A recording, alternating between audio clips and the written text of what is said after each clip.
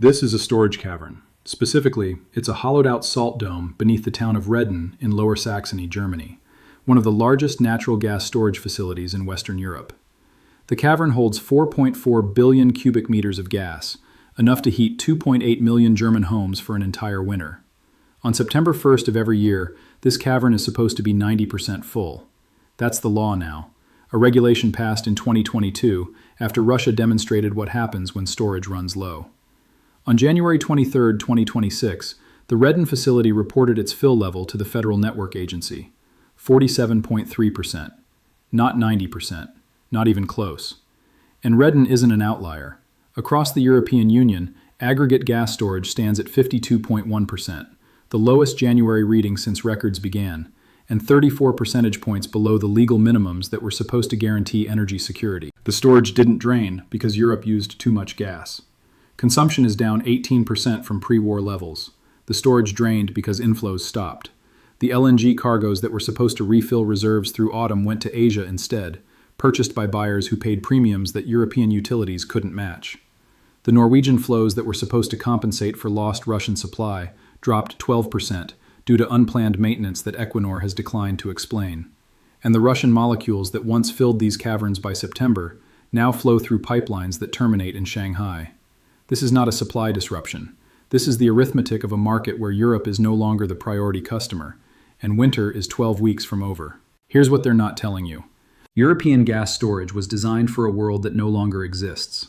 The system assumes that summer months bring surplus supply, autumn months bring aggressive injection, and winter months draw down reserves accumulated during the cheap season. This cycle worked for 40 years because Russian pipeline gas provided a baseload that could be ramped up or down with a phone call to Gazprom. Spot market purchases filled the margins. Storage smoothed the peaks. That architecture collapsed in 2022, but the infrastructure remained, creating an illusion of security. The caverns still exist. The compressor stations still function. The pipelines connecting storage to distribution networks still operate. What's missing is the supply that makes storage meaningful.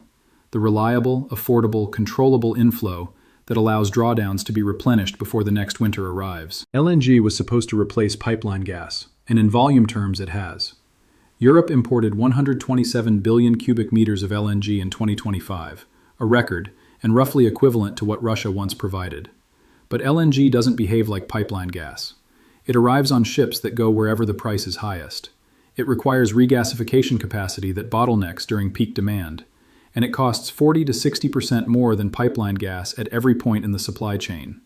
The cost differential is why storage drained. European utilities, facing balance sheets already wrecked by 3 years of crisis pricing, could not afford to outbid Asian buyers during the autumn injection season. Japanese utilities paid $14.80 per million BTU for spot LNG in October. Chinese buyers paid $15.20. European buyers, constrained by regulated retail prices that limit how much they can pass through to consumers, topped out at $13.40. The cargoes went to Tokyo and Shanghai. The caverns under Redden stayed half empty. At 6:15 a.m. Brussels time on January 20th, the European Commission's Gas Coordination Group held its first Level 3 emergency session since the February 2022 invasion, a classification reserved for supply emergencies requiring mandatory demand reduction. No press statement was issued, but the meeting's classified agenda, obtained by Politico Europe, included a single item: Winter 2025-26 Supply Adequacy Assessment and Contingency Protocols. The protocols being discussed are not voluntary conservation requests. They are mandatory curtailment authorities, the legal power to order factories closed, heating reduced, and gas rationed by government decree. This is where the lie becomes unsustainable. Europe's energy security framework rests on a concept called N1 resilience, the ability to survive the loss of the single largest supply source without system failure. Before the war, that meant surviving without Russian gas. The infrastructure investments since 2022, LNG terminals, interconnectors, storage mandates, were designed to achieve N1 resilience against the Russian scenario.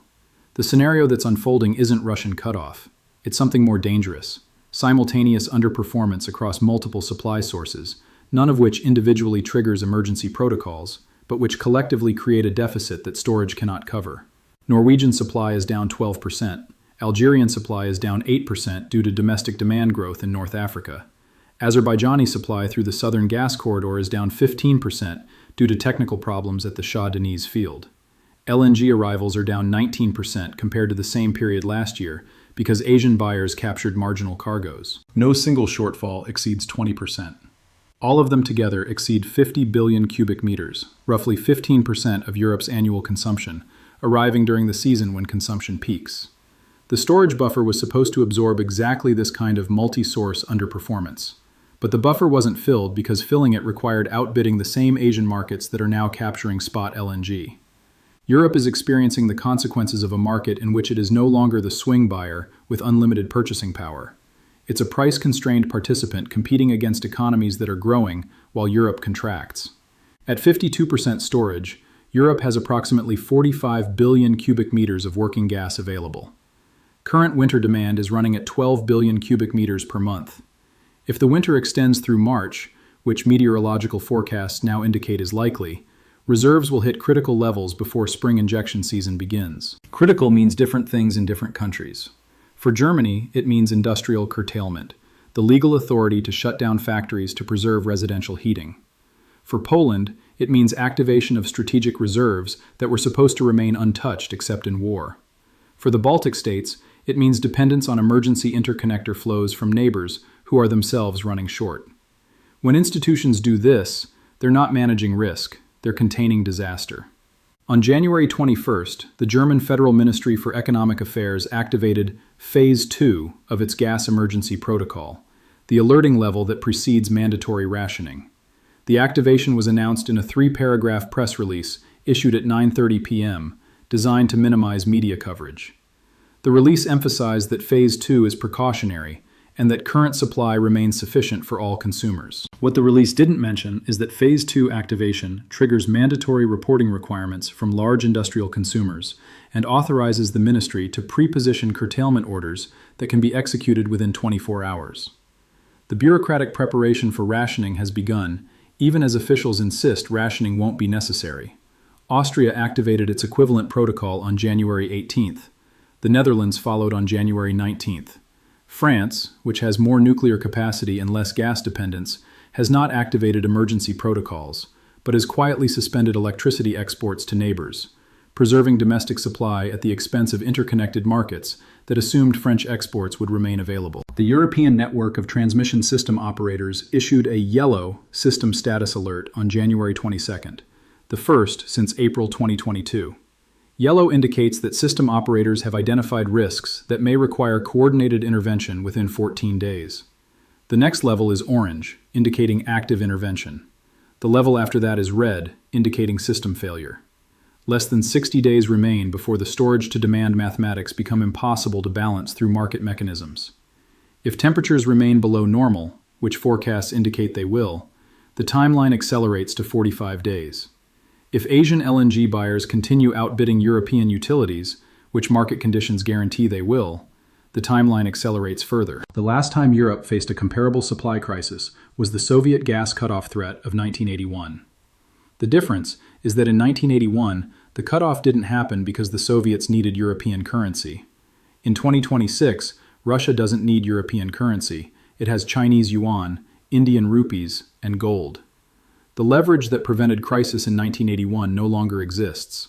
While one side rations, the other side builds. Russia's Arctic gas strategy was designed explicitly for this moment, not to freeze Europe immediately, but to ensure that when the freeze comes, there is no escape. The Yamal LNG facility shipped 21 million tons of liquefied gas in 2025, primarily to Asian markets willing to pay premium prices. The Arctic LNG 2 facility, despite Western sanctions, achieved first production in December 2025, with Chinese and Indian financing replacing Western investment. A third Arctic facility, Arctic LNG 3, broke ground in October with projected capacity of 20 million tons annually by 2030. The northern sea route that connects these facilities to Asian markets is now navigable 8 months per year, up from 4 months a decade ago, thanks to climate change and a fleet of nuclear icebreakers that Russia has expanded, while Western analysts dismissed the investment as vanity. The tankers serving Arctic routes are ice-class vessels that cannot be easily interdicted by sanctions because they were built in South Korean shipyards before the war began. The insurance covering these cargoes is provided by Russian state reinsurers that Western sanctions cannot reach. The payments flow through channels that bypass SWIFT entirely. Russia is not merely surviving European sanctions. It is constructing a parallel export infrastructure that will outlast any conceivable political reconciliation.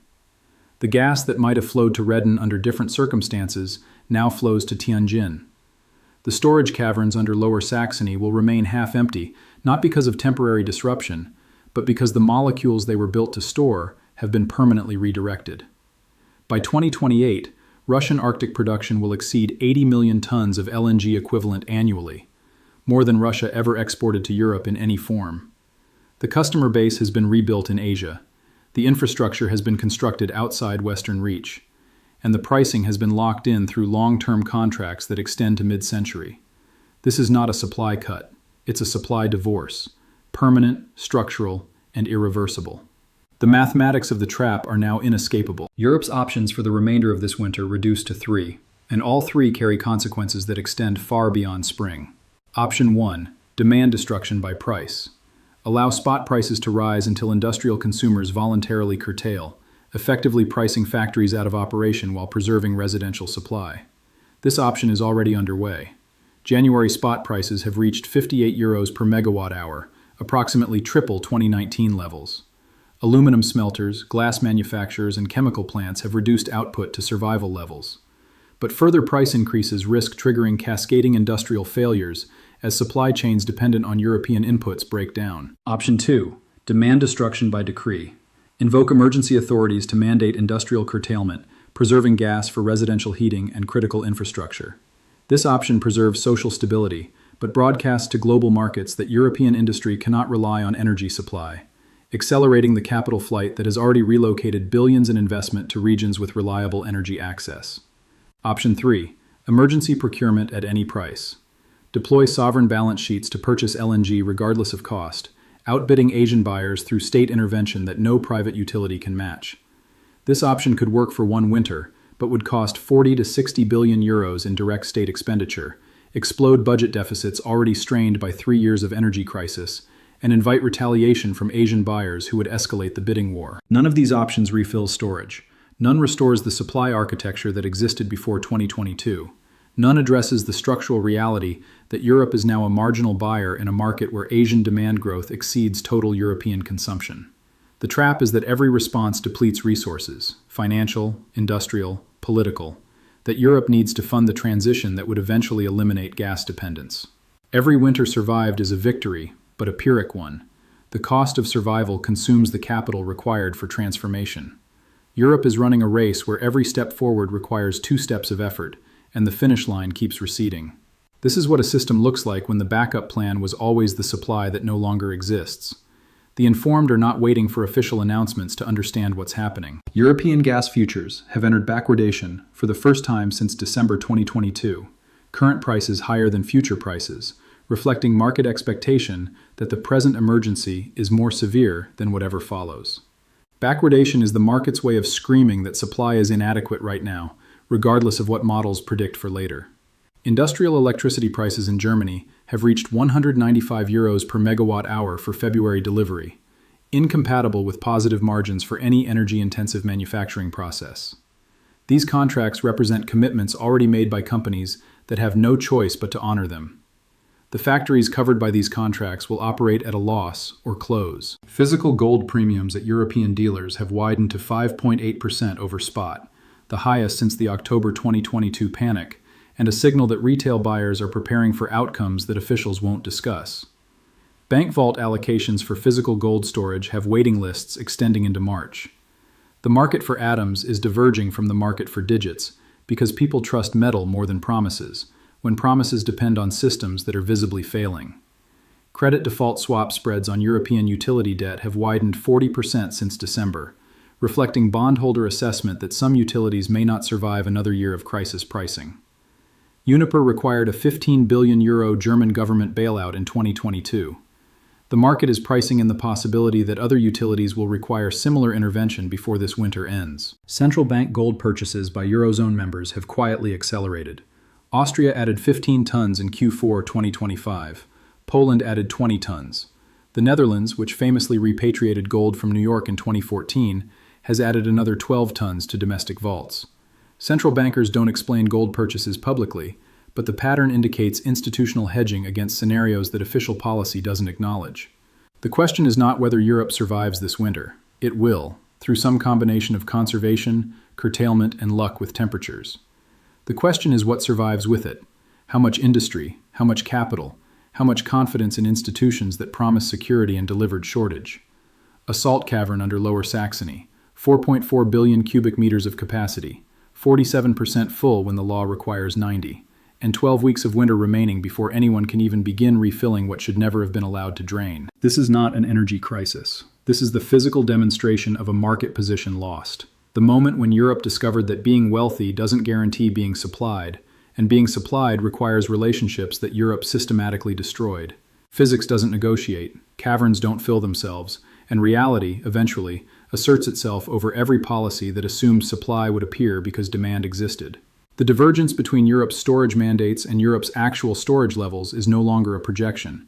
It's a measurement, 52.1% when the law requires 90%, dropping every day that winter continues. What happens next is not prediction, it's arithmetic.